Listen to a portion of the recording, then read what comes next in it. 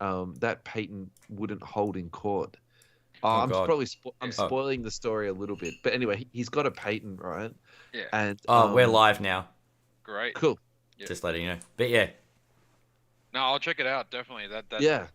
That sounds like an episode that I really need to catch up on. Actually, so I only just got back from China, so I'm actually catching up on like 3 weeks worth of podcasts that I haven't listened Yeah, to. right. So, Oh, well, you God. couldn't download them in China. No, because like I didn't it's a have the different hindsight planet. You're not allowed. it's Facebook's out of the question. Instagram don't work. You know, like I Really? basically just TikTok's went- accessible, apparently. Anyway. But like I actually took it as an opportunity to just kind of fully disconnect. Yeah. And just kind of like 3 weeks, just don't even think about work, don't even think about social media, just shut Yeah, it all down. sweet. Nice, So good. nice. So So good. no, it's good to be back, but yeah, I've got a long list of podcasts to catch up on. Oh, no, don't stress about it. But yeah, I would. Don't worry, check all of our episodes will be on the catch-up list. It'll be fine. Well, We'll get to it eventually. I mean, I was able to kind of gather just little bits and pieces enough to notice that like I'd been tagged in a chat about I should be on a show. I should be on the show. There are a couple of people in the EJ's thread, I think, that were like, "Hey, when's Joe gonna be on?" And I was like, you know what? I just saw a couple of flashes when I got just a minuscule amount of like VPN thing that worked that kind of bounced me around, and I managed to evade, Chinese authorities. the Great Wall. You didn't Yeah. get detained on the way Great back before you firewall. came back. And I broke through, and I'm in, and then I managed to get the link, and I managed to shoot you a quick message saying, "Yeah, look, I'm down for this. Let's do it." Let's do it. Awesome. All right. Do we need go. to intro or anything? Let's do the intro, man, and yeah. There's no music. I'll just go. No music, mate. No music. We're kicking it old school this week. Yeah. What number are we on? Is it 95? This will be 95. You know, we're probably. Well, I was gonna say we're gonna end up. I'm gonna miss 100 because I'm gonna say 99 or something, and then it'll be 101. I can see this happening. Yeah, for sure. All right. Well, we are live, so we should probably kick this off. Yeah, let's go, man. Welcome everybody to episode 95 of the You Can't Comp This NBA Trading Card Podcast. We are your hosts, Adam, Amy, and Russell Gibson, and joining us today is the one, the only Shaq Foo 32, Joe. Thanks for coming on the show, mate. Thanks for the invite. Really appreciate it. It's good. Nice to get a collector on to sort of talk wax. It's a good change up for our normal Sunday night. So I think this will be a lot of fun. Yeah, no, like as I was saying, like I've been actually kind of prepping for this interview while I was in China, so it was actually nice to kind of just have just 2 weeks of just eat food, drink baijiu, and then just think about what I'm going to say on the podcast. So it's good. It's good. Awesome. I've had time to prep. Yeah, if you've been thinking about Nice. this for 2 weeks, I feel like we just opened the floor then, man. Where do you want to start? What have you been thinking about these last 2 weeks? Look, for me, it was kind of like, like going back, like, to like when I first started collecting. Awesome. And Tell us just about kind that. of- Yeah. Kind of like just as a kid, it was actually started with my mom. Like I used to kind of just play with my friends, and then we used to just bust out sports cards and just start playing poker. With them. Wow. And then my mom saw that we were kind of using the cards as money for our poker games, so she just started just going to the Target and buying these like 50 cent, like like ridiculously marked down packs of like Yeah. NBA cards. And whenever they're on clearance, you just come back with like another 5-10 packs of it and just have me bust them Wow. open. And I had this like huge collection of just junk wax that's just disappeared now completely, that I wish I still had some. Where and did it then, go, man? I don't know where all that junk wax went, but it was like I still remember kind of as a kid growing up watching NBA with my brothers, like every Yeah. like I think it was Saturday lunch, and it was like NBA action was on, and then you Yeah. had like Yeah. inside stuff with Ahmad Rashad, Yeah. That's And right. that- Inside stuff. and just kind of just like that, like how my brothers just instilled my love of NBA and basketball, and I played basketball as a kid. Played a little bit of rep ball as well, and so like basketball's just been life for me for the longest part. Yeah. So it was just awesome to kind of, and then my older brother got me really into cards, and as a kid I was very particular about protecting my stuff, so I actually went and bought the Good. sleeves So I've got like cards that I have, like my old MJs that are still in great condition because I Yeah, shipped right. them, top loaded them, and then like I had a local sports card shop, Yep. in Box Hill Station Street back Oh, ages ago. wow. And I can't even remember the name anymore. But I do remember when they closed, I went to another place called Rookies and Legends in Glen Ferry. And Rookies and Legends, I remember that. I do yeah, remember that place. Yep. and I had to like to go there. Like if I didn't have my brother to drive me, I'd have to catch a bus, two buses, get to Box Hill, catch a train, and then get over to the shop, and then I just hang out Yep. there for like an hour, 2 hours, 3 hours, just flicking through their bargain bins and collecting cards. And you know I remember it like it was yesterday. Yep. That's, oh my God, yeah. That's a very, like, I suppose it's not so different from the once the love begins, but the starting off with mum buying packs. Yeah, she That's bought us the packs. that's a Always new on one. I sale. like that. She But it's like good. she It's good that you didn't invest in rubber bands and put all your cards in your pocket like the majority of kids that were collecting NBA Yeah. cards back then. No, like I was Uh, like amongst the three kids in my street, I was probably the one that kept all my ones in sleeves, and like I was Yep. the other two guys, like one of them just like was the rubber band kid, and then another Yep. one was like no protection, but like Just and it was just like it was, and like I was like I kind of felt a bit dodgy because I was like I felt a bit like cheated because like my cards whenever I lost a round, I'm kind of giving them these really nicely sleeved cards. everything's protected. And you're like, hang on a second. Hey, wait a These are minute. more valuable. I You know, I beat you, and I ended up with a rubber band and some cards. This is not good value. And I'll tell you what, like I still remember this. I used to go play badminton in Doncaster Primary, and then like what happened was I was kind of watching the older kids like Yeah. playing Pokemon when it first came out in 1999. I think it Yeah. was like, and that was when they were like playing Pokemon, and they were also playing like Star Wars and and Yu-Gi-Oh when it first started The out. And same I got into Magic, Pokemon Yu-Gi-Oh, myself. Pokemon, Star Wars was around for a little bit. I Yeah, remember that it one was too. really minuscule collection of like Star Wars. It didn't quite take off as well because Pokemon was just so hot. But like my brother and I were swept up in the Pokemon hype, and we bought Yeah. packs. And in one of my first packs ever, I pulled a Charizard, Oof. and I didn't realize the value of it because like I just didn't know its value. But then another kid came to me at the badminton court. He goes, "Oh, I'll trade you my Gyarados." I'm like, "Oh, sick! Gyarados is way more cool than Charizard."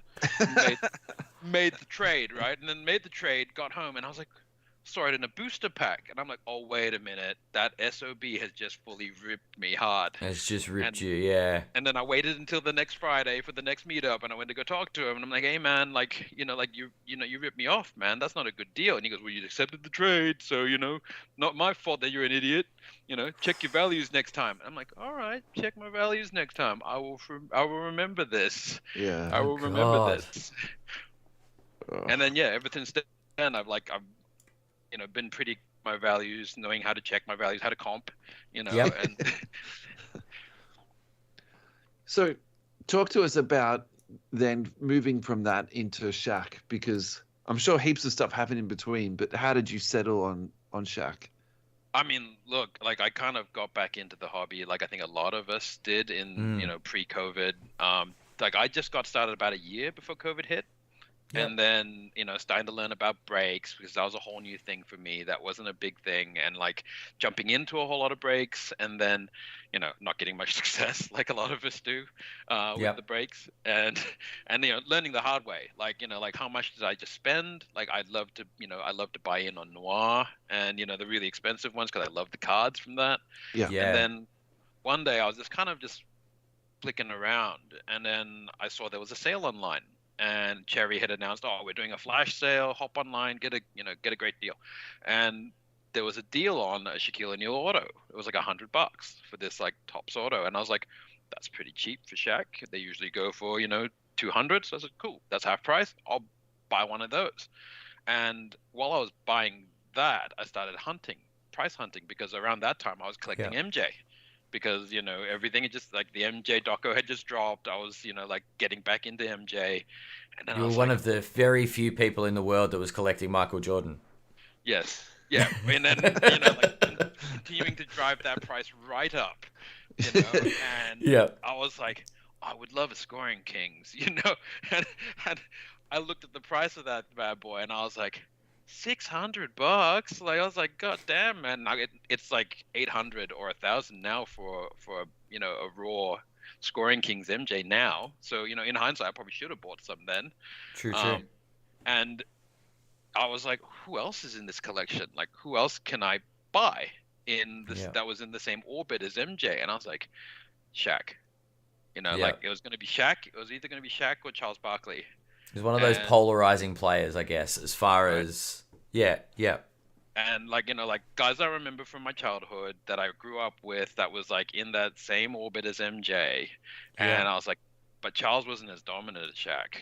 And I still remember the videos of watching Shaq breaking rims and just laughing my ass off as a kid, and I still do now. He was ridiculous, wasn't he? Like, man, rookie Shaq with him like running down the court, dribbling the ball, like that. I feel like that's something that's never going to leave my mind. That image. And the one where he breaks the backboard and it just folds on itself. Yeah, that one. And everybody else is just kind of like, what's just happened? Like this guy's just breaking rims, and like it hasn't been since like Daryl Dawkins, like who was deliberately breaking rims and getting and getting told stop breaking rims or we'll start finding your ass. And and Shaq's like and then that just kind of just kicked it off, like that $100 auto, and then I was like, all right, there's great value here, because like an MJ Scoring Kings was like $600, but a Shaq Scoring Kings was like $10, $20. And I was like, dude, for a fraction of the cost, Shaq is. And I looked at all the other hot cards that I wanted from MJ, like my Grail list and of MJ, and I was like, all right, Scoring Kings, check, I can get that, $20. And then like, what else is hot? Dunkin' Go Nuts, I want that. I want this. And so I just started going through the list of every hot MJ card that I wanted, and lo and behold, Shaq would be in that list. In that inset set, and he was in just about every inset set that MJ was in, because he was the future of the NBA back then. He was the hot rookie, and MJ was, and MJ was like at his zenith, and Shaq was pretty much the new hot rookie. He was the hot rookie, and then Jordan went and won another 3 championships after. Anyway. But Shaq's won championships, so that was like tick number 2, and then Shaq's won championships. He's been dominant. Tick number, so I was just kind of in my head. I was like, look, this is a non-fail for me. I can collect Shaq and not feel bad about it, because like to me he was horribly undervalued. And so like the more I collected of him, the more I knew my collection in 10, 20 years, 30 years time is going to be fine. I'm not going to lose value on him. For sure. Why do you think he's so undervalued? I honestly don't understand it either. Like he's in the media spotlight, and maybe because he's like just kind of just in everything. He's like in America, he's like, you go down a supermarket aisle and it's just like Shaq sponsors everything. Cereal, you go to cereal, loaf of bread, and like everything's got Shaq on it. I've seen him do ads for printing places. He does sports bet, like he does betting over here. He's here. Like that's how, but like he's just, I think because you see so much of him that maybe people like kind of just take it for granted a little bit too. Because like there's a few players that fall into the same Shaq category. Like their prices and values don't quite spike, but they just don't, they just don't go off as hard as you think they would. Like Isaiah Thomas cards, they're like worth nothing. And Hakeem Olajuwon, another great. So I think a lot of 90s and 80s is just undervalued, because could it be the era? I think it is a little bit of the era. Basically the people who collect these guys are essentially us. Not to date myself, we're like I'm an 80s baby. And I think we're all 80s. Yeah, so these players of the 80s, like we know the Daryl Dawkins, we know the Bill Russells, we know our NBA history quite well. So those guys were actually still quite fresh for us. We came up around the time of Magic Johnson and Larry Bird, and we grew, and so that era of 80s and 90s where they were handing over, we're all starting to get into the hobby now. And I think I started. The first basketball that I really ever saw was Magic. So Yeah, yeah, and then you sort of, as you become more of a student of the game, and the new hotness, I guess, is like the Shaq era. Yep. And then like following him, it was like Vince Carter, T Mac, like and Vince Carter has his like I was kind of thinking about Vince Carter as well, but like once again, he didn't win any chips. Yeah. So I was like, yeah, true. So I was Shaq is, a better buy than Vince Carter for sure. Yeah. So do you think it could be just as simple as that people buy Jordan? Do you know what I mean? That's where people put their money into, and everything else just sort of isn't as collected. And that's the thing. Like unless you've really been a student of the NBA, like there's a few guys who like I kind of met who like they collect like one guy collects like hardcore CJ McCollum, and like there'll be a few guys that might collect like some guys drum hard on Ben Simmons, and like it's really interesting because like I mean I went through my phase, like I invested hard on Darius Miles, right. and he flopped so hard. So like, and then that was around the time that I actually stopped collecting because I'd got burned so bad as a teenager spending so much money on Darius Miles that I was like, that's it. And I was like, that's it. Sports cards suck. And I'm out of here for now. But I loved that Darius Miles, Alton Brand, Quinton Richardson team. That was sick, man. So actually, offline, I'm going to ask you to show me some of your stuff because, I think I moved it on. Like I moved it on ages back. But like I still moved it on or burnt it. No, I still got I think I sold them off. Like they were either in like like some bulk lots. But I kept my Tim Hardaway collection.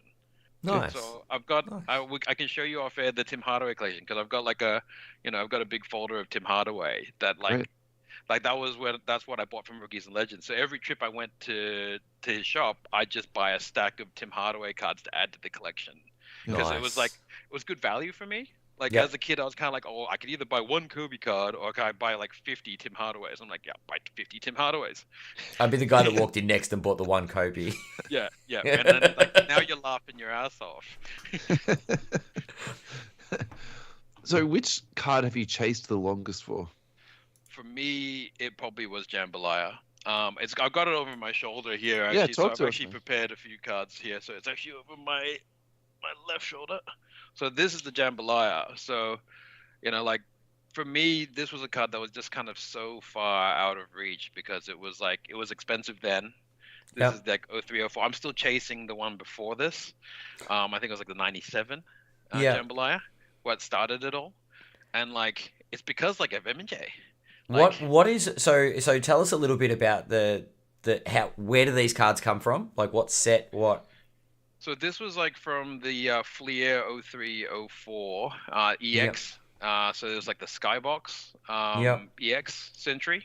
And that series back in the day was kind of like so funky and so, like so much the new wave. Yeah. Like they're trying new things, they're doing funky things. Like this has got that kind of like almost honeybee refractor here. Yeah. And they're using bold colors and like like this is just after the Topps Finest Topps Chrome era as well, the 304. But when the first EX came out, that was pretty much the start of Topps Finest and Topps Chrome, and they were using funky fresh colors. Refractors were just this new thing, and if you ever found a Jambalaya, it was just like finding buried treasure. Is the equivalent of like pulling not even a kaboom or something like that. Like it's more sought after, I guess. Yeah, it was more because like back then there was like not even like materials cards were a new thing. Autos were barely existent. So like the only thing you could really find was like these low SSP, low serial, like low print. Yeah, low print insets. Yeah, so low print insets. If Google is telling me the right thing, it's 1 in 10,800 packs. Whoa. Yeah. That's a lot of packs. That's a lot of packs. Junk wax era is probably not much, but no. If you compare it to a kaboom where there's one per case, like that's wild, isn't it? Insane. Like, and then Scoring Kings is like one in every box. So like there's like you can eventually strike. You can eventually strike the MJ. Wow. But yeah, like the odds of like striking the Jambalaya and then like 1 in 10,000 packs, but then which jambalaya are you hitting? You know, Yeah. like, That's the thing. Like 10,000 packs, you're like, oh, it's not the player I want. there's a few guys who just break it down. I think it was like Rimshacker who breaks down the like it's 1 in 10,000 packs, but then like if you go down to the player, it's like 1 in 10,000 of that 10,000 is Yeah. Shaq. Yeah, I was gonna be like, how many is a checklist for it? That's the thing. Like, You know, I'd like I know who else is in this collection, but I don't know the full checklist. So like I know Yeah. there's like an Allen Iverson, there's Carmelo Anthony, there's there's T Mac. So there's like really good players in this in this 0304. And then in the 97, which is the harder one to get, that's the Shaq, that's the MJ one. There's an MJ in that one. yeah, And that MJ goes for like 10,000 plus. yeah, it's crazy. Just probably appropriately priced if it's 1 in every 10,000 packs, right? Like that's it's like $1 a pack, right? yeah, Junk wax. yeah. that's nuts when you think about it. And That's, I only just came across this card like I think it was earlier this year. Like I was gonna say, I remember when I saw it because I follow you on Insta and I see when you get your little days. purchases and your mail days. So yeah, that was when you got that. That was a big day. That was a big day for me, and like I was like, it came out of nowhere. Like I kind of just like didn't. It's on my list of things to look for, and I'm always checking eBay, and I'm always checking Facebook marketplaces and like the forums and all that. Yeah. But like this one, like the dude just messaged me, and he goes, "Hey, I know you collect Shaq, and I want to move on from my collection. I need to take care of my family. I need to do some things, and like my Shaq collection. I'd like it to go to somebody who collects him." Yeah. And I'm like, dude, let's talk, And like a lot of my rarest pickups have been from guys who either follow me online or they've seen me post something on Facebook and they message me on the DM. And then, we work out a deal in the back. And then, like a deal gets struck, and then, these amazing cards end up in my collection because I don't advertise that I'm hunting. I don't like to do the whole looking for Shaq posts. I'll usually just I'll be the guy who just taps somebody on and just say, look, what do you want for that? Or what do you want for this? Yeah. And then, people will message me. Well, I was going to say we've already got it in the in the chat. We've got John O'Michael saying, so it comes to you. You go to him for all your. It comes.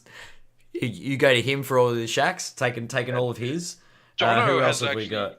Jono's hit me up for a few solid cards. He's actually helped me at a lot of hobby hangouts as well.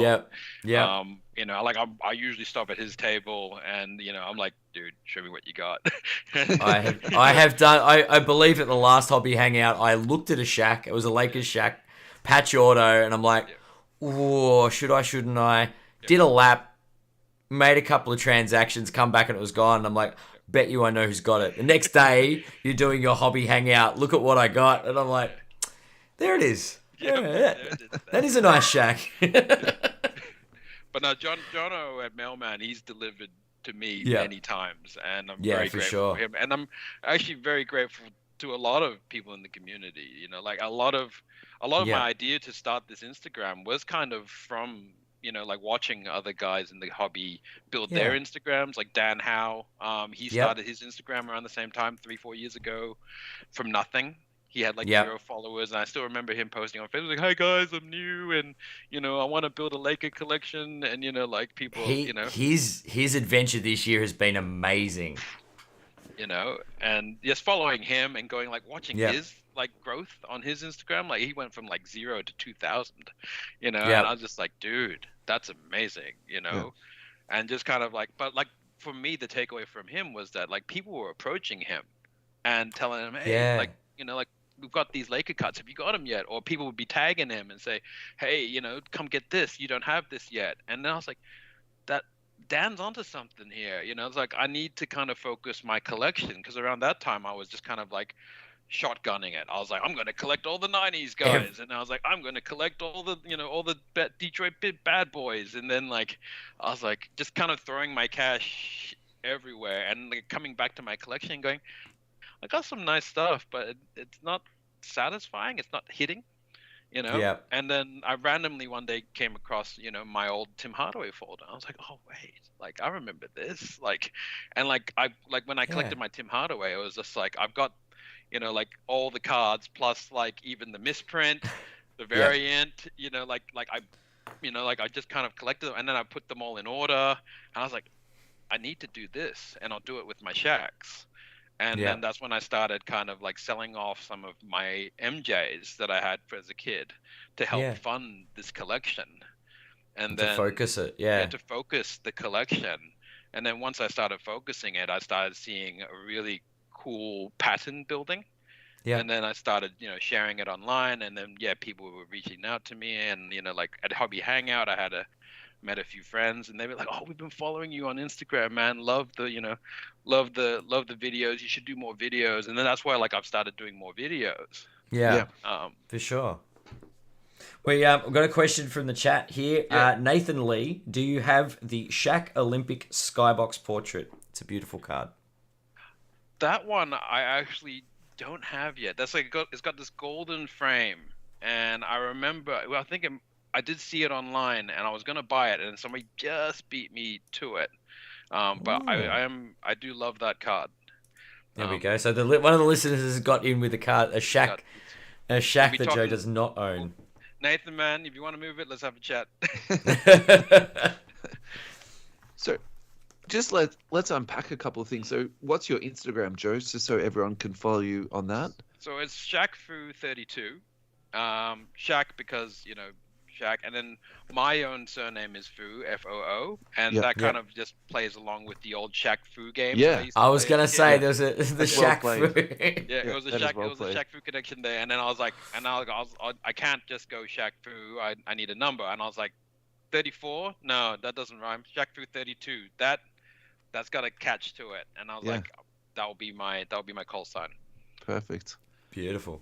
And then the other thing you talk about too is about making lists. So, talk to us about the value in building a list and building a chase list as opposed to just spreading your money out sort of without any real plan.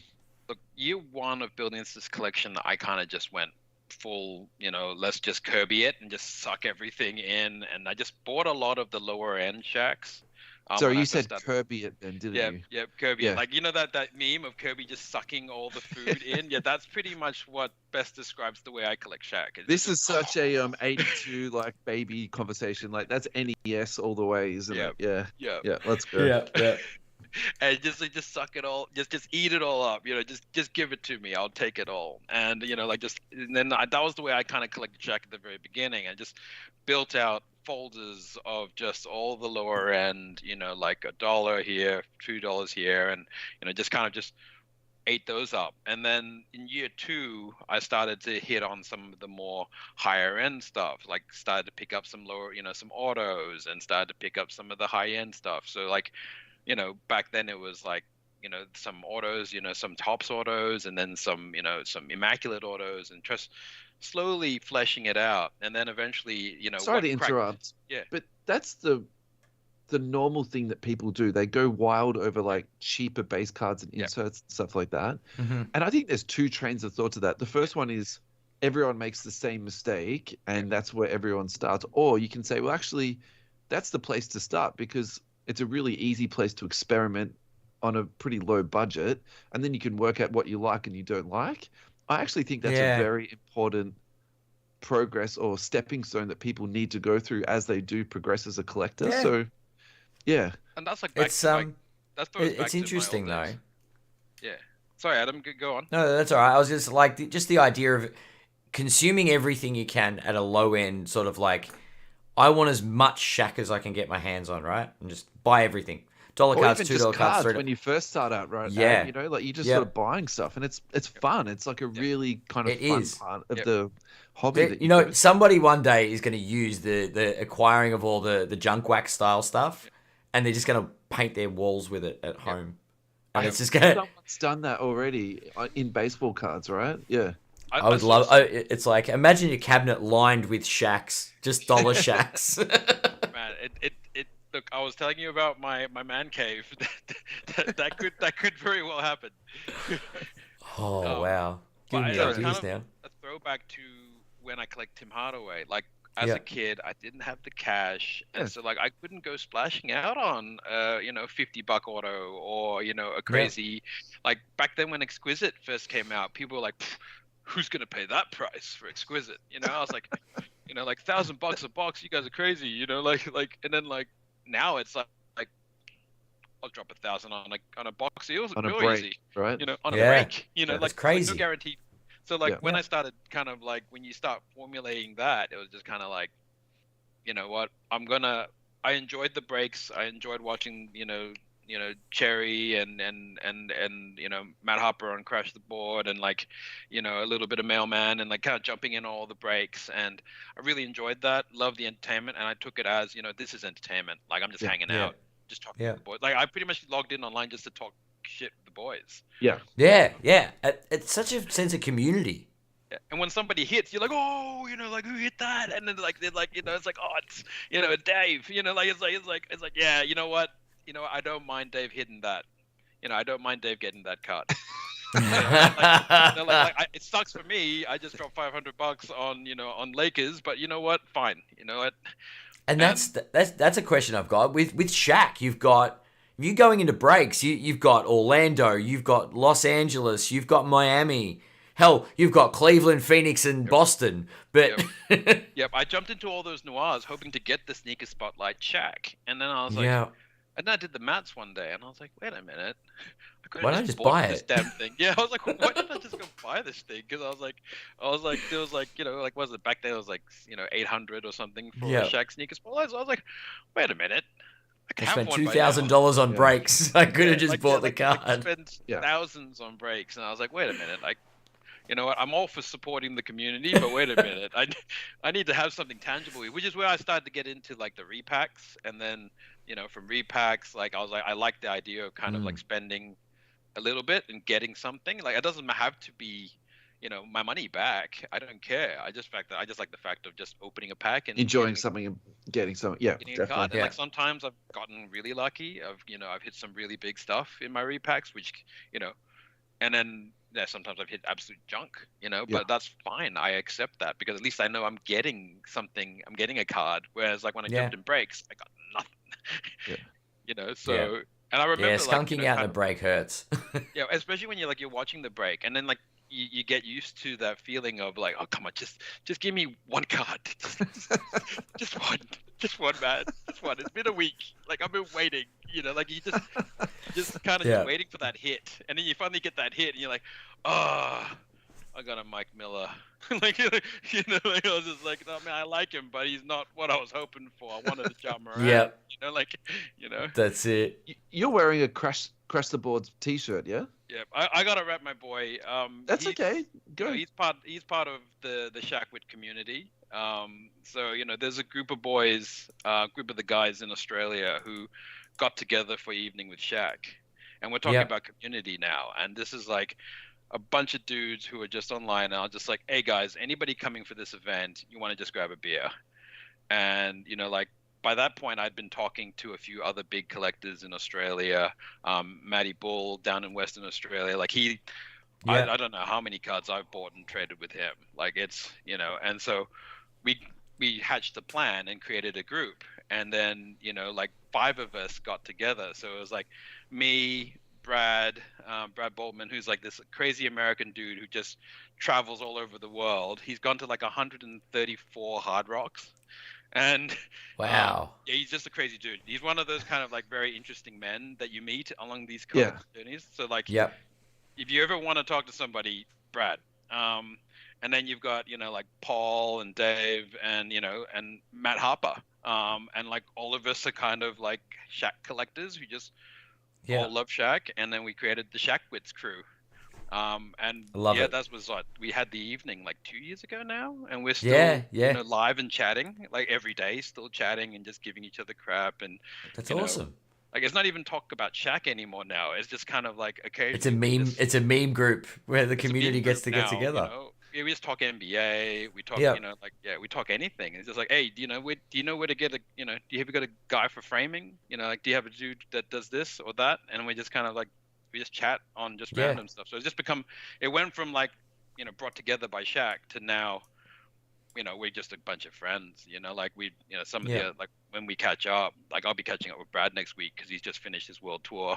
Yeah. And he's back in town, so I'll go catch up with him too. So, that's what I love about collecting, and that's why I keep building the Shaq Instagram, is because of the community, that group of friends who, like I haven't even met any of these guys. Like physically, I have not met some of these guys. It's a really weird thing, isn't it? You feel like you know these people quite well because you talk to them every day, but yeah, you've never shook their hand or had a coffee with them. Yeah. Yeah, It's like crazy. I've got like these are like guys I've like shared some really big moments with, and who've supported me in some really big moments. Like I lost both my parents in the last 2 years, and these are the brothers and sisters who have reached out and said, "Hey man, like I'm just calling, like you good?"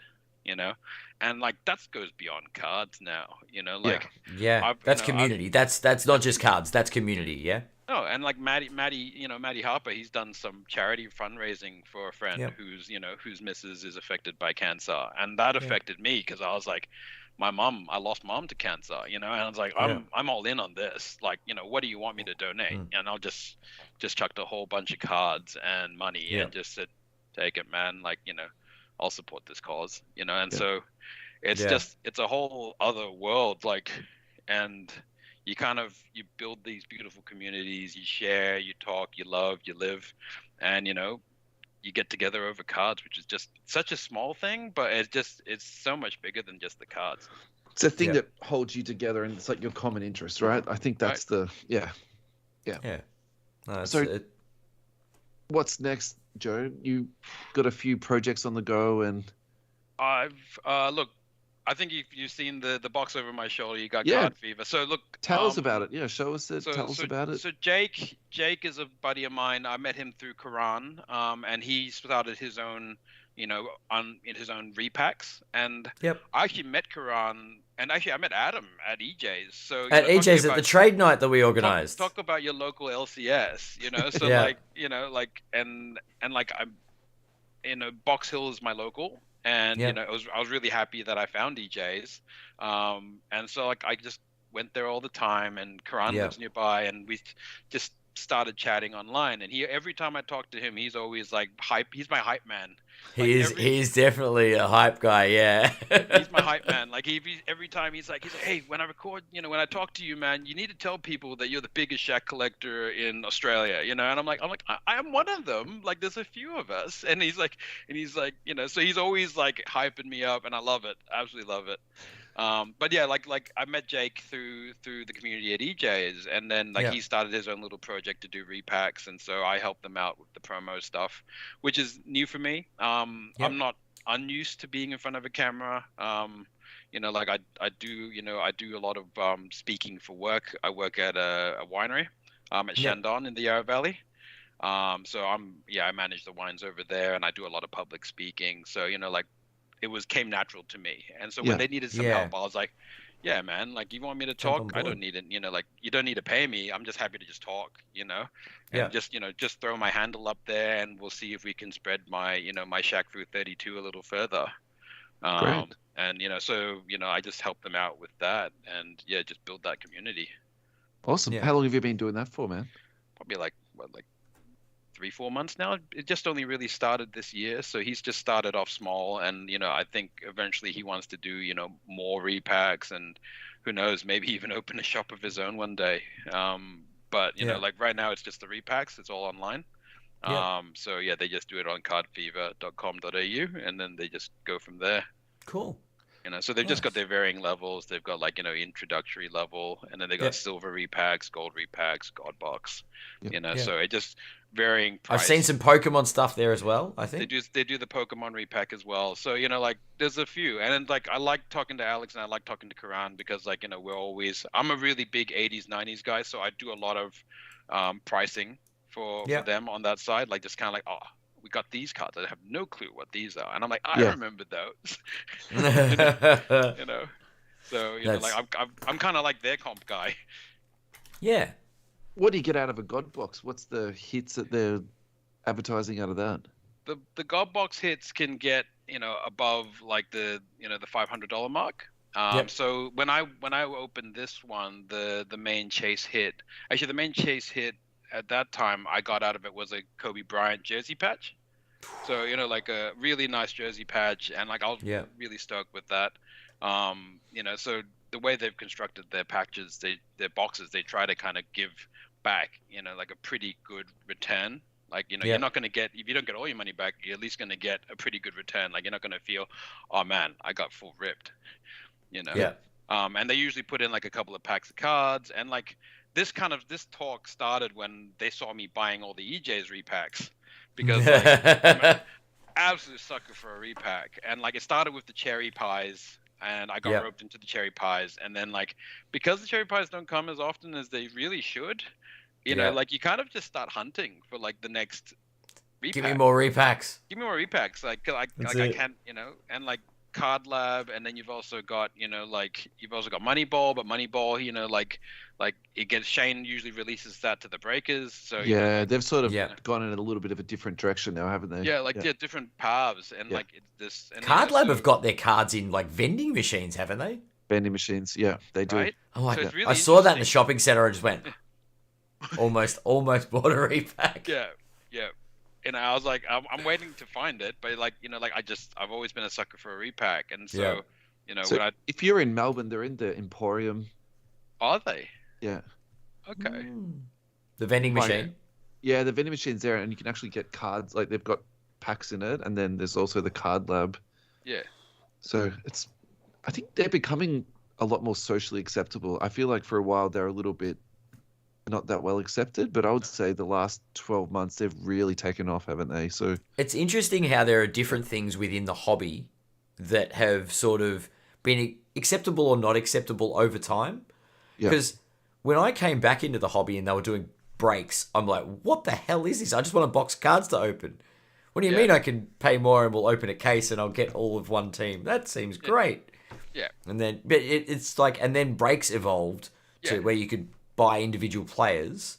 Pick your player, and then when like buy your cereal, you get like random cereal, random team, and I'm like, and then that sort of evolved, and then you had repacks, and repacks were just junk normally.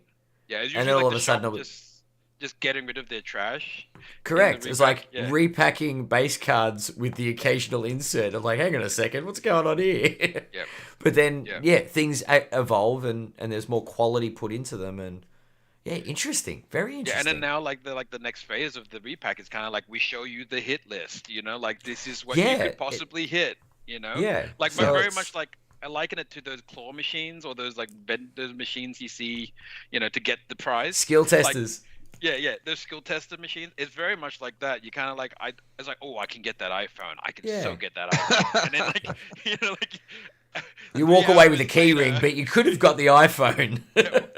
3 hours later, and probably about the equal amount of money, you probably could have just gone to that JB Hi-Fi and got that iPhone.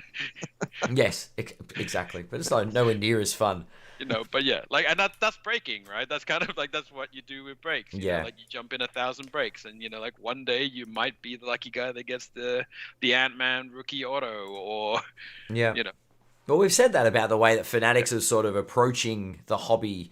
Moving into the next couple of years is going to be very interesting, I guess, development-wise. They are. Yeah, they're. I mean, I was away for the episode, but Russ and Lachlan went through, and I'm very excited about how the hobby is going to be regulated moving forward. I don't know. There's no gambling on the site. But look. I think things will evolve, and I think they'll realize there's certain things you can and can't control, and I think they're starting to take steps, but they might be going the wrong way about it. Unless they're going to be employing 100 people breaking 24 hours a day, there's no way they can. Oh, they can't. You can't police these things. It's not. How many breakers are currently in Australia at the moment? What, 700? Something. Yeah, it's like realistically. Yeah. And so, how many would be going in America at the moment? What, 7,000? A lot. Yep. But what the Fanatics direction, and I remember, this is early days. This is like when we started the podcast, talking about the Luba Manifesto, and it was all about evolving and and growing and evolving within the hobby in this new design space, it's almost like the repack section of it is, instead of the products that are released, we're looking back at products that were released, and that's where the repacks are coming from. Like, it's interesting how the consumer is reselling the product in a different sense. So it's just it's a new form of the evolution of the hobby.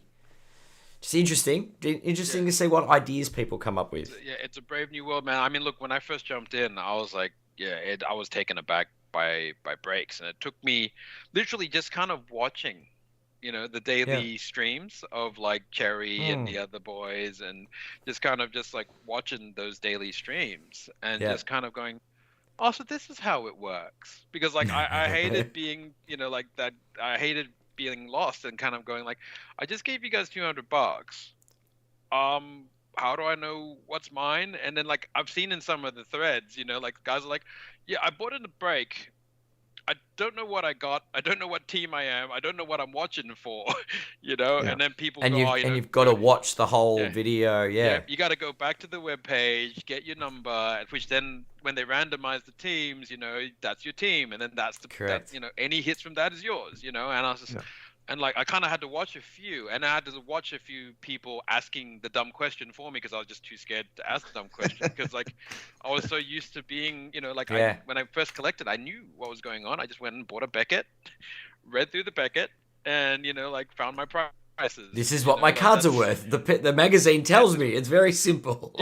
Yeah, it's just so simple, and like if I want to buy a pack, I buy a pack, like they're $5 each or $2 each, or that's it.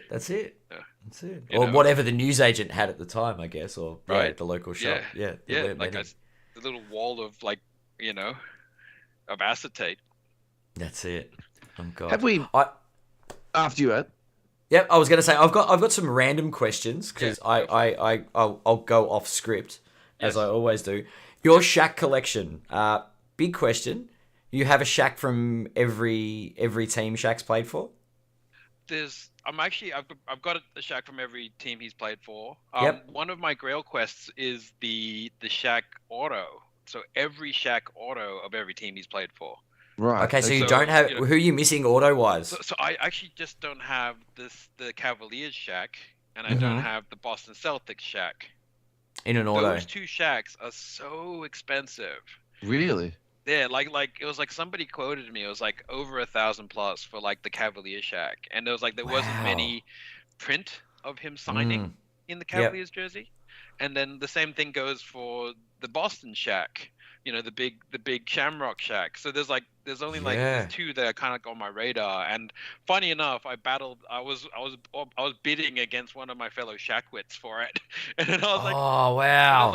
And then I was like, is that you? Like Matt, are you bidding on this? And he's like, yeah, man. I'm like, all right, I'm gonna stop because like we're gonna just pump each other up. And I was like, I'm happy for you to take this, Yeah. And take it down. Wow. There's been times where like I've kind of nicked the card that they wanted, and like what was it, like this one here over my shoulder, like this is the impeccable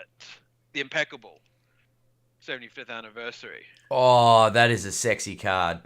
And I was just I was watching it on eBay, and I kind of went in after it as hard as I could, and I ended up, funny enough, winning it. And then like one of the guys on the Shaqwit chat was like, man, somebody took I'm pissed, like somebody took the impeccable and somebody beat me. And I'm like, and then like one of the boys is like, Jojo, is that you? And I'm like, yeah, sorry, man. Oh, no. Sorry, not sorry, And then that's like, it. It's become this kind of like, game of like, on the chat. And it's just like guys are just, and it's the same with like other people who collect Shaq on the thread. They probably they've probably nicked a few of the ones that I was chasing. And, like I must have fallen asleep at the wheel and just stopped bidding, and so like I love that game. I prefer that game more than jumping in breaks. Like like just kind of battling it out for Shaq. But funny enough, it gets back to like like community. So I was like, when they beat me, I'm kind of like, at least one of us has it. Like one, like if one of the Shaqwits own it, Yeah, at least it's in the Shaq group.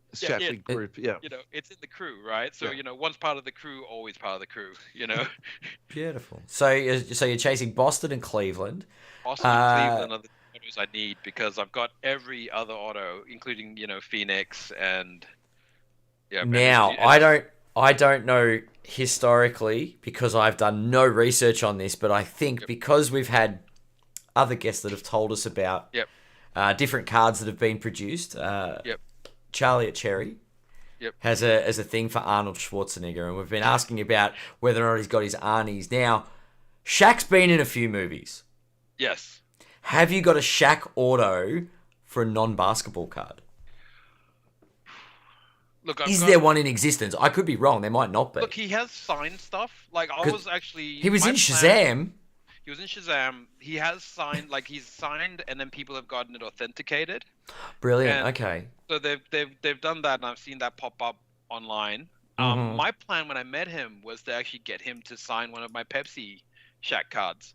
Because there was a set of the Pepsi cards that were made ages back, and then when I found out he's not signing Jack, I was like, oh damn it, Yeah. So when that was the most fastest meet and greet of my life, it was just kind of walk right up and you get 6 to 10 seconds. It was less than 6, I'd gotta say. I was able to crack a joke at him because the whole Shaq evening with Shaq, he was just talking about going to kittens. He kind of bought a stakeholder share of it. And so who's going to kittens? Yeah, he just kind of cracked jokes about kittens. So I just went right into the room because everyone's kind of queuing. Yeah. And this was at Crown, right? It was at the tennis court. It was Rod Laver. What's the name? It was Rod Laver. It was at Rod Laver. Okay. It was did they do Market Court? Did they do the show? He had a Q&A thing, not a Q&A thing, but a speaking thing. Did he, or was it just the meet and greet? It was he had a speaking thing. He did the speaking thing first. It was done by the Hourglass Group, who got absolutely reamed afterwards. I was gonna say I didn't go to the Shaq one. I did the Kobe one. The Kobe did the meet and greet the night before, and did the Tuesday night was Kobe, and then the Wednesday night Kobe did the show. That probably would have been better because what happened at the Shaq meet and greet was we had the crew, so we were kind of keeping an eye on each other. You can't do it all on the same night. There's no way. It was absolute bedlam. They're kind of people who were when we walked in the front door, you were supposed to get a band, a wristband that said you're going to go to the meet and greet. But security didn't have any real queue, so you can go and just walk up to security and go, hey, I'm a gold ticket holder, give me a wristband. And the guy would just started handing out wristbands. Because he didn't care and didn't know. Oh my God, that's appalling. He wasn't paid enough, to care. Wow. Was it talk about guys who got reamed on the night? Freaking Tyson Beck was on the floor. He was one of the producers, and he was copping it from everybody because Tyson, everybody knows him in the community. So and he's one of the few producers who was on the ground handing out his cards.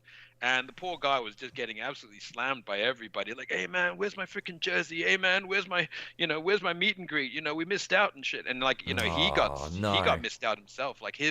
His crew didn't even get to go up and meet Shaq. And he's a freaking producer. He's got money in this.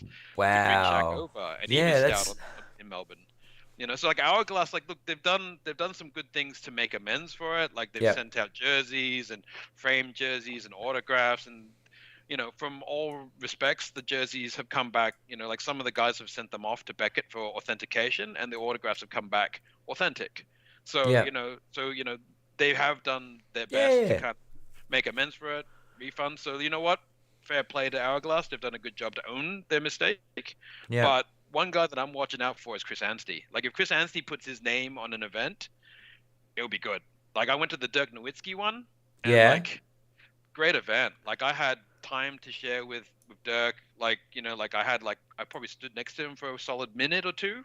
Oh wow! Had a little chat with him. My buddy was telling him about the time he met him. He saw him play in America in the All-Star game, and he was cool. He's like, oh, I saw you at the All-Star game, and he's like, oh, which game was that? And he's like, oh, that was the one where Kobe had a blood nose. He's like, yeah, there was so much blood everywhere, man. I remember that game, and when we had the meet and greet, like they allowed us to kind of walk over and film. So like so some of the other guys were just coming over and filming for their friends and walking to the front and filming for their friends, and it was very civilized. Like we even had like a few minutes of question Q&A with him before we did the whole meet and greet. So and that's beautiful. You know what I mean? Like that's an experience. And then the guys I know Shaq wanted to record gambling commercials. That's probably why he crammed it into one night.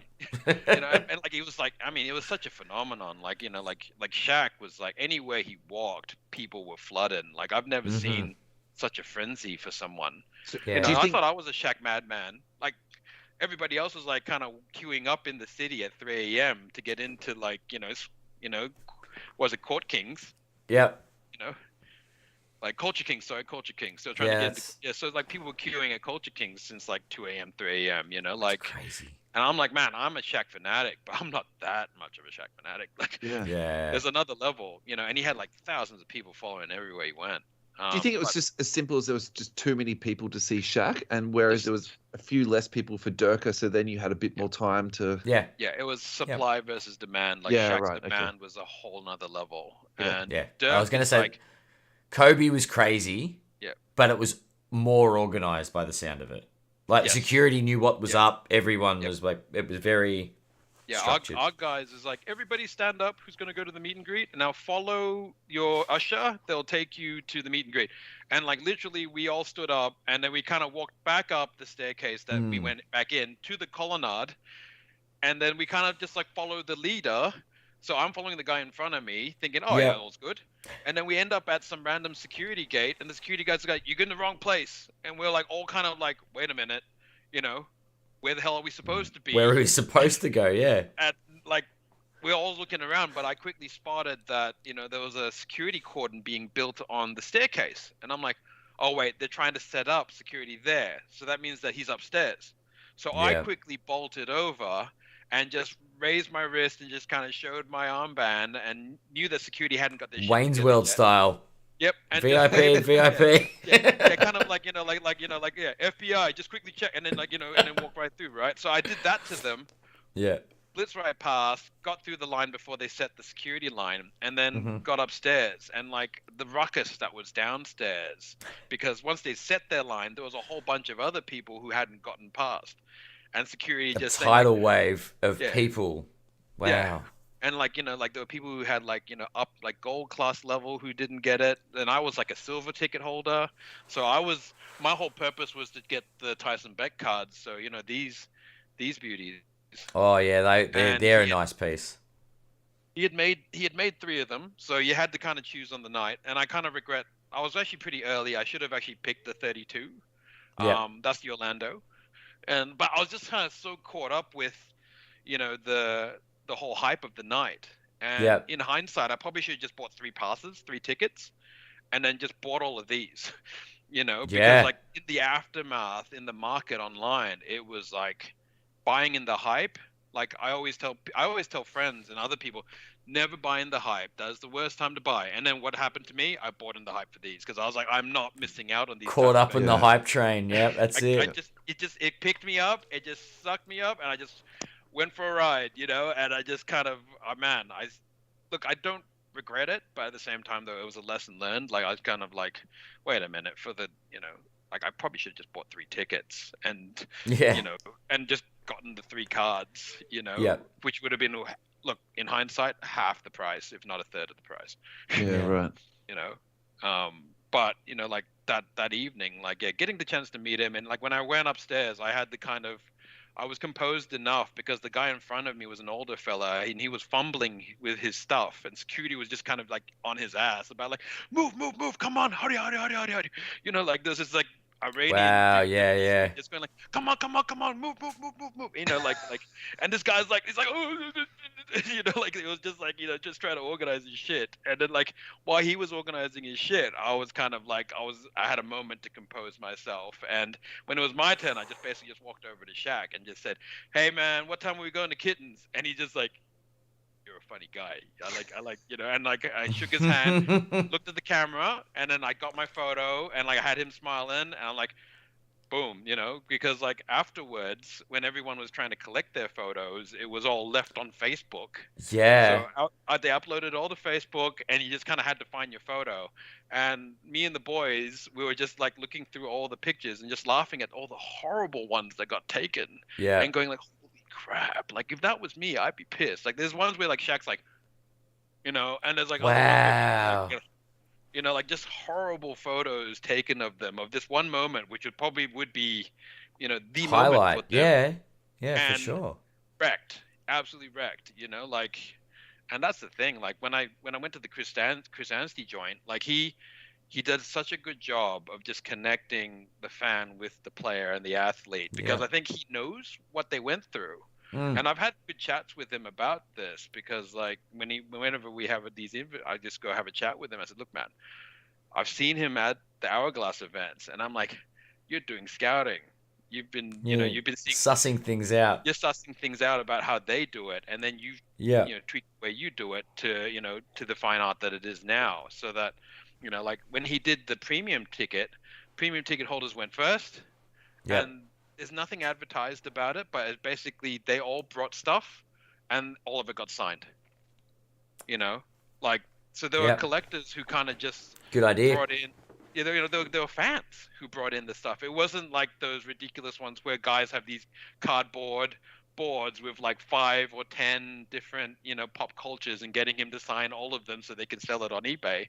These were legit fans who had paid the extra money and were being rewarded for putting that money in. And like, it's awesome. Great. And then like even after the Dirk Nowitzki event, at the end they had a huge Q&A. I think we did an auction. So there was an auction to break it up. So they're like artists like Ono's and Tyson Beck, and cool. like they all contributed, like Dirk Nowitzki pieces, and there were like specially customized shoes that were being auctioned up. And so halfway through the show, there's this massive auction of all this stuff and memorabilia, and then at the very end they did a huge Q&A that went for like 20 30 questions on. Like it went for a while. That's Q&A. awesome. Just like instead of an intermission, you're having an auction intermission. Yeah. Giving it that beautiful break, and then into the second act. Like that's that's really clever. Really smart, and plus he's raising a little money. He's, giving back to the community. Like, Kevin at Ono's, like he's done some amazing artwork, and, having that chance to kind of talk with him and Tyson at all these events, like it's really cool. How much outpouring from the community is in there. Yeah. Hey, you got any more questions, man? Do you have any? Because I've got one. You go, because there's definitely two things I want to talk about today in terms of pop culture, in terms of cards. Yeah. Brilliant. So my question is, I know we've talked about like your acquisition, like the big acquisition, you've got a lot of cards. Now, there are some cards that just come with stories. Yeah. So clearly, we just went through the Shaq meet and greet, the Tyson Beck cards, and the coulda, shoulda, woulda there. Yeah. Is there a story and a card to go with said story that really just sticks out in your mind?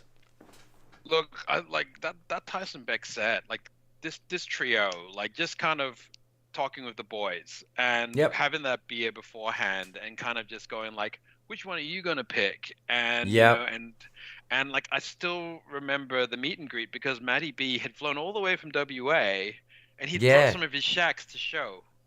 And he brought this like ridiculous Shaquille O'Neal. It's like a raising the roof Shaquille O'Neal plus like a whole bunch of autos and really nice inserts. But that raise the roof is a $10,000 card. And he just put it on the plane, took it with him on the plane for a plane ride.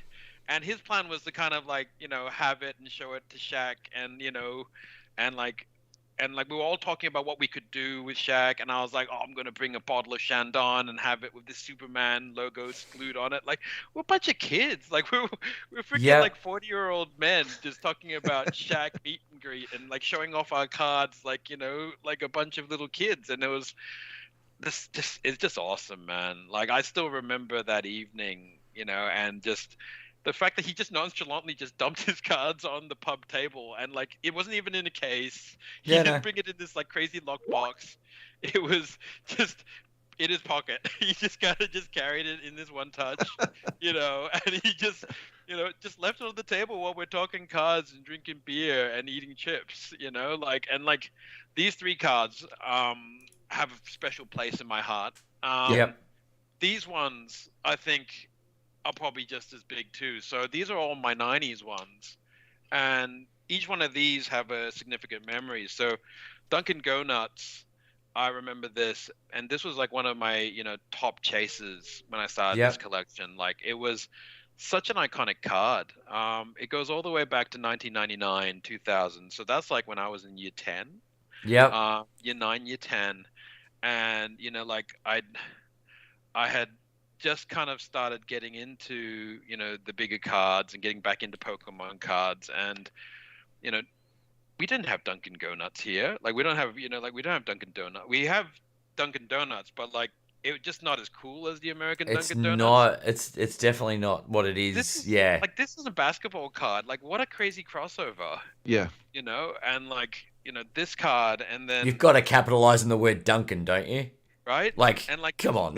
It's such a 90s thing to do. There's kind of like a few cards that are like this. So like you've got the Skybox, Z-Force, which is like big men on court with the crazy graffiti art.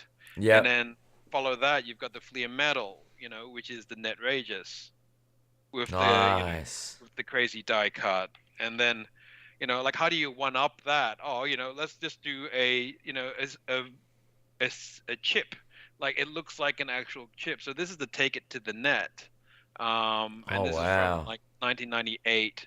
And like, you can see it shining back at you, and that's crazy. Like these cards were so out of reach for me. Noise Boys. Like, these were cards that I saw in the window of my card shops. And like, they were so out of reach for me. Like, they were expensive then as a kid. They're expensive now as an adult. It's kind of like inflation followed these cards up. And, for sure. And now that I can collect, I was kind of like, and then this if you one just here, save your pocket money, you'll be able to get them from the shop. That's right. Yeah. And this is the Dunk Masters refractor, and this is like out of 150. And just cool 90s cards, and each one of them each one of these cards, whenever I look at them, and they just take me back to my childhood. Like Golden Touch, like these, I remember looking at them. They were behind the lockbox. These were not cheap cards then in the 90s. They're not cheap cards now in 2026. And so this collecting these were really big for me, and this year I've made it a mission to kind of really chase the old 90s cards, and just because they're my childhood, and then these are the cards. It's a pleasant experience in the hobby, you know what I mean? Like, it's your grassroots. Effectively, it's like we talked about playing basketball as you played basketball as a child, you played some rep ball, and you've got those fond memories. You know what I mean? Like, we're years and years down the track, and we've all got bigger collections these days and can afford to buy different cards. But it's going back to that experience, and that's why we stay in it, I guess. Yeah, and it's just pure. Like, I just like I'm really happy when when these cards just show up, and some of these have just been really people reaching out. And most of these are just people reaching out, and through IG or through Facebook, and just going, hey, do you have this yet? Just like through your chat, they'll be like, hey Joe, do you have these yet? And I'm like, and just that initial chat, and then we start chatting, and then all these friendships start forming. Like, I've got there's this guy Paul Flynn who just collects patches, ridiculous flawless patches, and I talk to him all the time, and it's just like, dude, have you got this one yet? And we're both like, when I'm hunting Shaqs, I'll link him in on ones that I find, just like how others just tag me, and it's just fun, Glenn's currently in Vietnam, so he's not tagging me right now, but he tags me like every night. Like these, he's my, like, these guys who just like, they're my eyes and ears. And that's pretty much what I started the whole Instagram for. And, to just, because I'm so busy most of the time, I just don't have the time to stay on Facebook and scroll through the chats and the forums. So, it's these guys, they saved my ass. They built the collection for me. No need to have eBay alerts on when you've got an army of followers that'll tag you in everything. That just tag me, like, look, deals happen and sometimes they don't, like, that's the nature of it, and that's the thing, like, people, like, I love it, but like at the same time they're like, you gotta, you need to know your prices, which is where you were asking me before about that price list and like that Grail checklist. And like, I did my research, I created the list, and like, I keep it on my phone at all times, so I've got the list just kind of at my fingertip at all times, ready, because like, just in case I need it, it's there. And I kind of have a rough guide as to how much I want to spend on a particular card. So like, I've got a legit list here, and I just kind of tick them off as they come up, because like, it's really important to have that list, because like, I've had people come to me with some really tempting cards, and I've just been like, I want it really badly. It's showing that restraint, I guess, that and kind of understanding that, like, okay, if I pass on this, why am I passing on it? And is it because like, there's something better? And like, there've been times where last year I was buying up so much that I just didn't have the funds to pick up when something really came up that I really, really wanted, or somebody approached me. And I've been lucky, like this Shaq logo, man, like, I passed it up, and then the same seller came back to me. Probably, I told him, look, I don't have the money right now. It's an auto logo, man, with the laundry tag. Yeah. And at that time, I didn't have the money to buy the one card. And then he came back to me like 6 months, 8 months later, and he said, hey, man, what's up? And I was like, and the night that he talked to me was the night that my dad had been admitted to hospital. He had an accident. He was in hospital, and I was just couldn't sleep that night. And he was talking to me, and I was just talking to him about Shaq and why I love collecting Shaq. And he took me to a whole other place for my mind to go. And, because like, I lost my dad about a week later from that injury. But just that night, I couldn't sleep, and I was talking to him about Shaq. Just some random baker in Ringwood decided to message me and say, hey, do you want my Shaq? And then we just started talking about Shaq at like 5, 6 a.m. in the morning. Because he was baking. And, and then he came and I said, look, I just don't have the money right now. Hit me up if you don't have any sales, maybe later. And he came back to me literally 6 months later and said, hey, do you want it? It's still available. And I said, actually, I can. And what else have you got? And, I bought out his whole collection at that time. Yeah, right. I was in a better position to pick up his cards. And that's when I added this card to the collection. That is a beautiful piece. Man, it's an awesome card. And like, it's one of those kind of cards where like, it's one of the centerpieces for the collection for many reasons, like it was, like I kind of tie my memories of Dad to this card now, like right. Like it's part of me now. Yeah. So that night was probably one of the worst nights of my life, because like, we just didn't know whether he was going to survive that night. And just talking to some random guy about Shaq and reminiscing about NBA in the 80s and 90s, and just talking about the greats of the old, just talking ball. Yeah, just get you through a very really what would have been a really dark time, and he just kind of just allowed me to just switch my mind off from worrying, and I was able to kind of have a good go to sleep after that. That's amazing. That's awesome.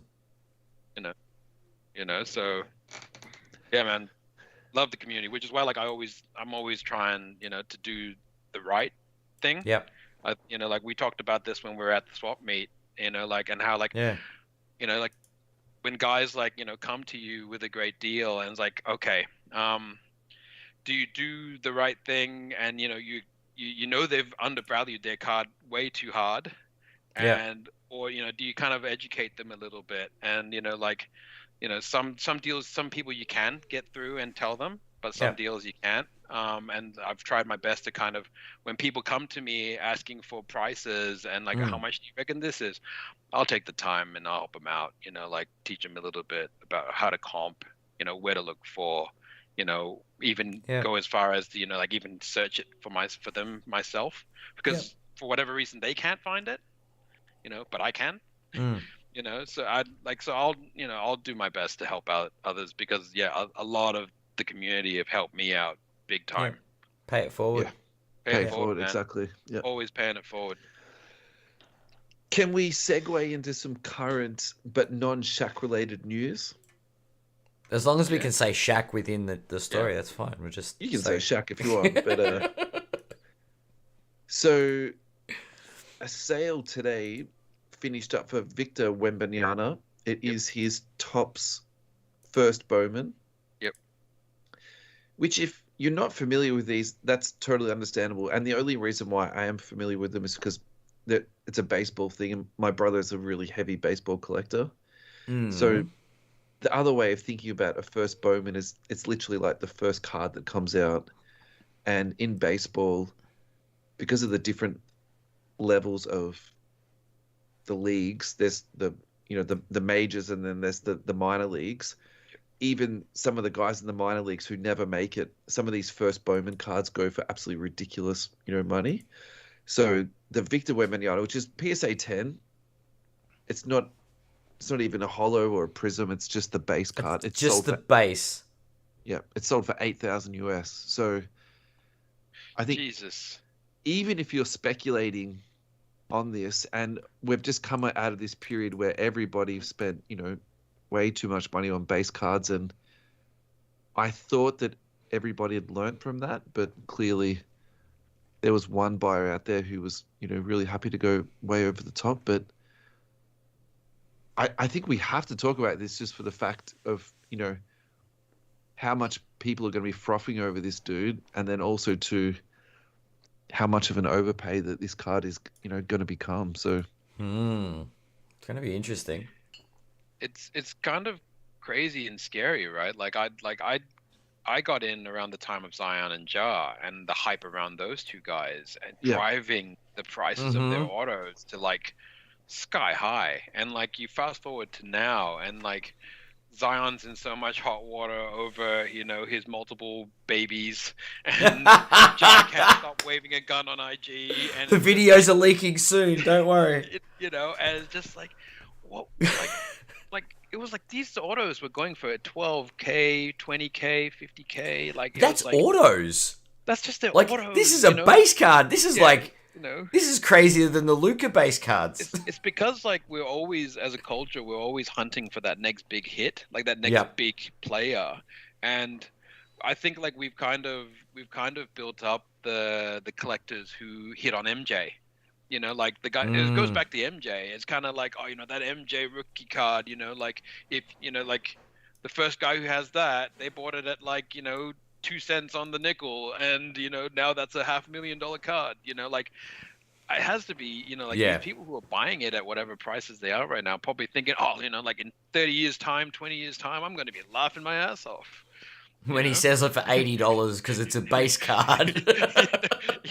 Like it's, like they probably think it's like those, like whether those Horace Wagner, like is it the Wagner the baseball like those like cards that are just so rare.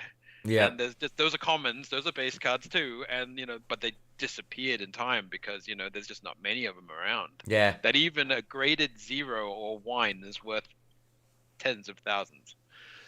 I don't think we're going to see those cards disappearing again though. I think depends how regulated the hobby gets. Yeah. It's like, Look, I'm really taken aback by this. I think that's crazy. Look, it's the US, so there's crazier things that happen in the United States, but God. People have those are the kind of instances where you're like, people have more money than sense. Yep. Yeah. Because like it's just like for that same money, I'm gonna get something absolutely ridiculous for my PC. Look, that's maybe as true as it gets. Maybe that $8,000 to them is like me spending $100. You know, it's the same. It's a sneeze. Yeah, it's the same. It's yeah. like it's like the guys who bought like that Luca RPA. You know, like that Luca RPA. It was just like like off. Was it one? Like $500,000 or like 1.1. And then like you fast forward to now, and it's like that card has dipped in value 30%. This guy has lost like 300,000. hundreds of thousands of dollars. Except gone. The guy who sold it, he then rebought it back at a fraction of the price. So he was the one who was playing chess. He was laughing. Yeah. Final segue of tonight. Sabrina Ionescu, she hit 92% of her shots in the 3-point contest. So she got 37 points, which is the greatest score ever. That's pretty disappointing. She missed the money ball on the fourth rack. To be frank, it's would have been nice, but. Yeah. It's crazy. I think he only missed two shots. That's correct. She missed the first shot. Yeah. And the money ball on the fourth rack. That's it. So we spoke about her a few shows back because her 1-on-1 sold for, I think that sold for about 10K, wasn't it? 10 or 12K, yeah. It was around Yeah. So if you go to Card Ladder and check out her silver PSA 10s, you'll be surprised what they've sold for. So there's actually not that many sales all time. So if you look at the all time, it's probably about 15 sales. The highest it sold for was $1,500 US. The last few months, she's actually trending upwards. So just sold recently for 900, but maybe about 5 months ago, it was selling for 500. So look, I'm very excited about this. I think it's going to put a bit of spotlight onto the WNBA and the WNBA product because, without going into too much detail, I really love breaking WNBA because the people that go into that are legit collectors. And look, it gets bought and sold. Like, don't get me wrong, but the flip isn't there the same way that NBA is. So it's literally guys who are, they love these particular players or they love their particular team and, they just sort of build up their collection. So, I'm very, very excited for those guys who have sort of been on it for, a long time. And I think this is going to, draw some focus to the hobby. Blowing up my Twitter today, so I think that's super cool. Yeah. And there's NBL was dropping as well. Like NBL's got, it's going to have a Topps Chrome and a Topps. That's out. And, it's out. It's out, and they've done a throwback to the 1970s Topps. Yeah, it's kind of cool. And last time I remember collecting, NBL was it wasn't even select. It was I think I got some free cards from Futura. And that's and the one. Gave me some cards when I got on a plane once. And then there would have been a couple in the cheese slices. Craft Singles would have released one. Yep. God. It's really interesting how the sports card world has really kind of it's shed a whole lot of light on a whole lot of other the collections. One of my close buddies that I met collecting cards, Wade, he's based in Sydney, and Wade started off just collecting Gronk. And then he became a super Gronk collector, and then he just sold it all, and then moved on to I'm going to collect Mike Trout, and he started collecting a ridiculous collection of Mike Trout. Yeah. And then now he's just collecting Apple, so he's now his whole IG now is he's the iPod king down under on his IG, and he's just got every single iPod known to man, and just all this Apple stuff, autographs from from the producers, and he's hunting the computer. That's crazy. Did he get inspired by, was it the King of Collectibles? The King of Collectibles, because they had the Apple One, the original Mac. Yeah, but his collection's already huge by the time he saw King of Collectibles, and I was like, dude, this guy, he's got the shit you need, Right. And it was it's really interesting how people get into cards. They might have come from somewhere else. I came from Hot Wheels, which is what you see behind me, which is the little cool combis. Yeah. Cabinet, I've still got some of the more cool combis. Yeah. And I started off with Hot Wheels, and chasing all the rare Hot Wheels, and learning about the rare hits in Hot Wheels. It's amazing. It's just, and how they, and then I got back in from Hot Wheels. I got back into cards. Yeah. It's collectibles. I mean, it doesn't matter everywhere. what it is. It's this. It sort of goes. I wouldn't say it doesn't align with traditional economics, but it does introduce you to supply-demand markets. Oh, for sure. Because, and that's why we were talking at the beginning of the show about why Shaq is undervalued, and you're like, well, it's the Jordan era. There's so much wax opened, and everybody's chasing Jordan. There's this room for people to get a bargain for Shaq. And that's where like I kind of like offset a lot of my spend that way by kind of like spotting the value in some of the other cards that get out there and going, hey, wait a minute, this card's way undervalued, like, and I'll take my punt on those guys because like it's either that or prospect, right? Like go for the new current draft class, Correct, and like, correct. Like if you're collecting anybody in the top 3, you're gonna burn money. Like like I like Scoot, but like like I'm not going to spend... I do like Scoot, but I tell you what, I'll be going into last year's product for my rookie of the year this season, I reckon.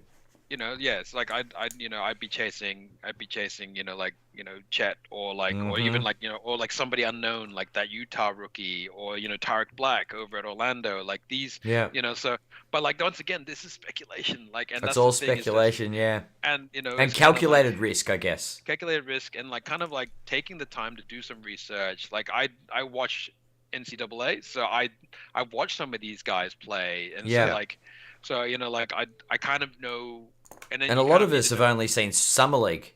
Do you know what I mean? Like we don't watch any of the earlier stuff, and we see them. I don't watch a second of college, man. So I'm quite disadvantaged when it comes to that sort of aspect. And then Jabari, like Reza right now everyone's hunting the Houston guy, right? Like Jabari Smith Jr. Like because he just had a huge showing out at Summer League, So it's like once again, don't buy into the hype, like the hype is now because of Summer League, and it's showcasing all the young players. I think if you're buying Jabari Smith at the moment, I don't think that's terrible though, because his prices last year were never been pretty great. low. Yeah, pretty. Like was it like Jalen Green is kind of slipping? He was the hot number yesterday. So like, if you're gonna buy these guys, like a lot of people buy them when they're super hot and they're watching them every day, and then they don't quite show out the way they thought they would, and then they dump it off. So like if you're gonna be buying, you gotta kind of be able to play the long game. Yeah, I think when the hype train is in full effect, I guess that's a good time to put them on your radar, but not to make the purchase. Yep. No, but, like I'd watch. Yeah, I'll watch, and then like Ja right now, like he was stupidly hot, and then he's done some stupid stuff, but he's still a damn good basketballer. He hasn't gone and like shot himself in the leg, like literally, like he's not injured. No. Yeah. And he's not injured. He hasn't killed anybody. He's allowed to keep training while he's away for his 25 games. Yeah. So he's done some stupid stuff, but you know what? He's still a damn freaking good player. So you know what? Like he's taken a huge hit on his values, like 30-40% on some of his cards. More. Yeah. Like exactly. 60%. So like if you're gonna take a punt, he's not bad. He's proven, right? He's led a freaking franchise to the finals, and he's a superstar. Like like if you're gonna take a punt, like I'd rather him than Zion. I'll tell you that. Well, we'll talk about speculation because we have a question from the chat. John O'Michaels has jumped in again. Yeah. So would you buy a Wembanyama first Bowman for 8,000 or a Jordan rookie? You know what I mean? Like. The money you're talking there, you're talking like, I don't know, a BGS 7 or Jordan rookie. Yeah. Would you spend 8,000 US on, or say it's a PSA 8 or something, or 7? Yep. But it's a Jordan rookie. Yep, like, that's proven. Right, that's bomb. Or a Kobe rookie, or a LeBron rookie. You can, for $8,000, you can get 2 really good Kobe autos. Like it's. Or you can get a base Wembanyama. Or a base Wemby. You might even be able to get 3 for 8K, honestly, at the moment. Yep. And that's, but I think the people who are buying, they don't have that NBA history, right? Like as you said, more dollars than cents, right? Right, more dollars than cents. They haven't had that they don't have that grounding on, the greats of the past and like being able to go, market hey, wait trends. a minute. All these markets and trends. They're probably a bunch of guys who just had a whole lot of money and then had a friend who's like made it rich on cards and gone, hey man, you need to get your shit on cards, you know, like because when he wins jump Rookie in. of the Year, this is going to be a $20,000 card. You know, and Yeah. you know they just went in trusting friends. I've the number of times I've sat in that hobby hangout line and had Yeah. like people just talking about, you know, like, dude, you need to buy this, and I'm like, That's some interesting advice you're giving away there, sir. that's not the best advice I'd give. Yeah, You know, yeah. and you know, like so. You know what? I reckon that is that kind of situation. $8,000 and 0 cents. $8,000 0 cents, and look, you know, like, yeah, like we know Jordan, we grew up with him, we know he's bomb-proof, and you know, like it just blows the mind as to why you'd gamble on him and not, you know, like if you want somebody tall and lanky, I'll get you like, you know, some Darius Miles. Dirk. So Darius Miles, or you like, you know, some Hakeem Olajuwon, you know, or freaking Kareem Abdul-Jabbar, you know, like for that. Kareem, that guy went all right. Man, Kareem did all right, you know, and then like, was it, you know, Bill Russell? Who the hell is that guy? Wilt Chamberlain. Wilt Chamberlain, you know, tall and lanky. Like he only scored 100 points in the game. That's nothing, right? So Jabari Smith Jr. red number to 199 PSA 10 recently just sold for $400 US.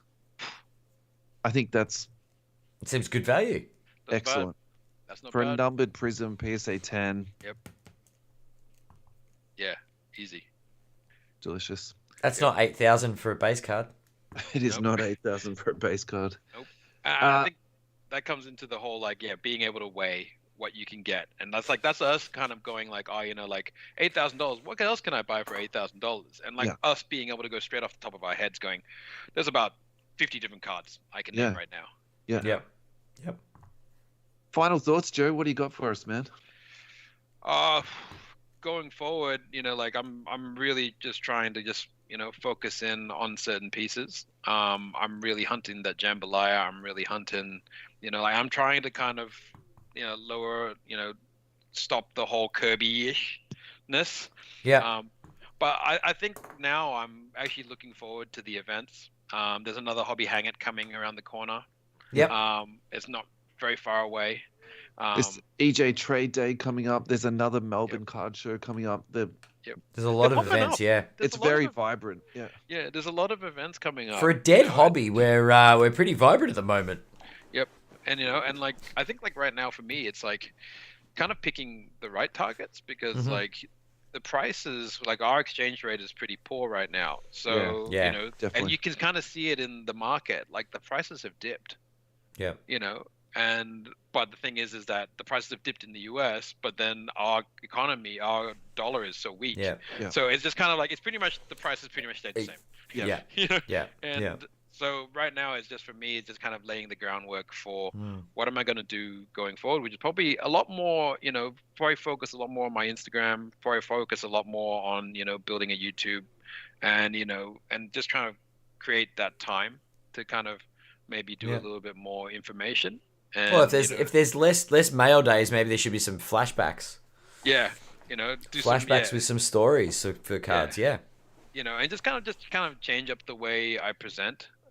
You know, just try a few new things, you know, and then, you know, duck it into like being able to tie it in with these events that are coming, a hobby hangout and all that. And, you know, try to set up some nice trades.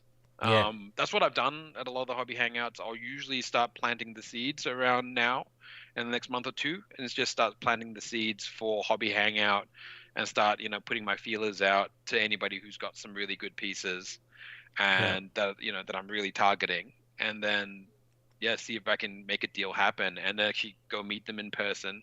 That's what I'm really enjoying the most. It's just kind of like the networking. Yeah.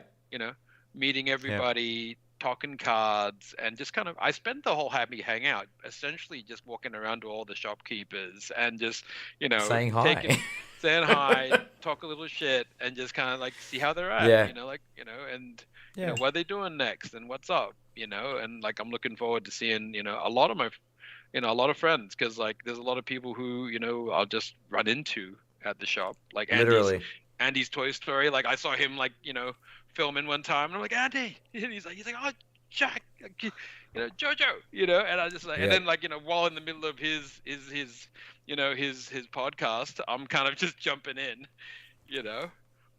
No, That's beautiful. I think I'm really just I'm at a stage now in the hobby where like I'm kind of like I'm dialing back on just buying, and more focusing on really picking the right pieces and getting the pieces that really mean a lot to me now. And trying to like buy less, but the value is higher obviously because now these pieces are they're getting up there. So, like I won't be buying, 1,000 cards at $2, but, I'll buy one at $2. It's like, and it's crazy. Like once you've broken the seal, it's really scary. Like once you've broken the seal once, you're like, oh, I'd never spend that much on that. And then you do it once, and then like, that's easy. It becomes a trend, and then like then you go, man, I've broken, that's the max I've done, but I'll never go past, this number. And then you go past that number, and you're like, so there's some another notch in the belt, so to speak. Yeah. And then you kind of like once you've broken the seal once, you just kind of like, and the floodgates are open now. Like I never thought, man, I never thought I'd ever end up with, like the dual autos, the Dwayne Wade Shaq dual auto, and then I've got that's going to come in my mail day. I'll probably have to get on and send you guys a photo or something, or we'll have to have another chat. But I've got the Penny Hardaway Shaq dual auto in an immaculate. Sweet. Oh. That's a fantastic card. I have that, and I'm waiting to bring that over. So I've got that waiting for me in America. Yeah, that's beautiful. So and then like the final piece of that will eventually be probably like a Kobe Shaq. Yeah, that's the one, isn't it? That's and like I told myself I'd never, I would be happy with just this. All started. There's actually one for auction at the moment on eBay.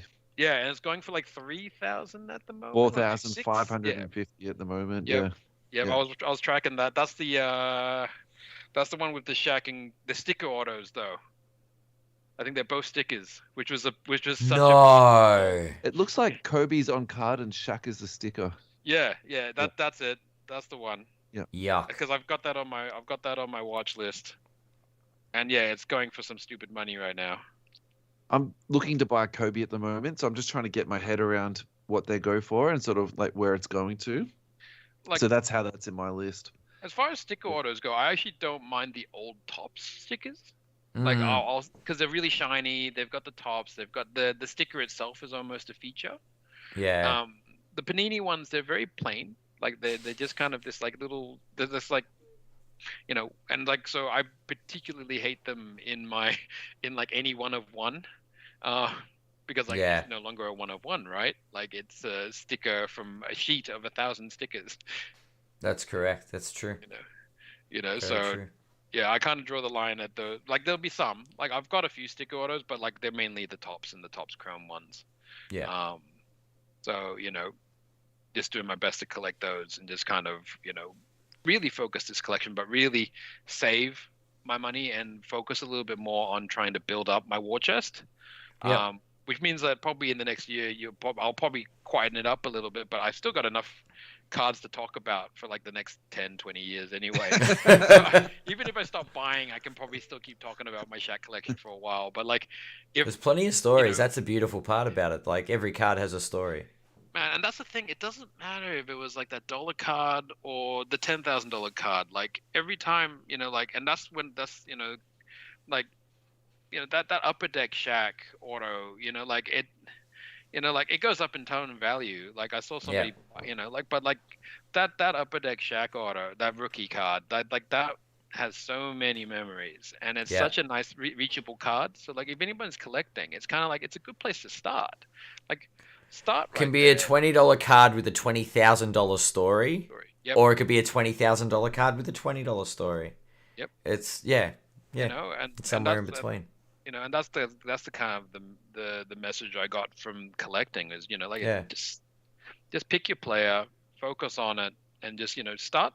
And embrace we talked it. about that. Embrace it. Just get the little stuff first. Build it out. Flesh out this collection. You know, because once the ball gets rolling, and believe me, it gets rolling real quick. Because like this collection grew from like in less than 4 years. Yeah.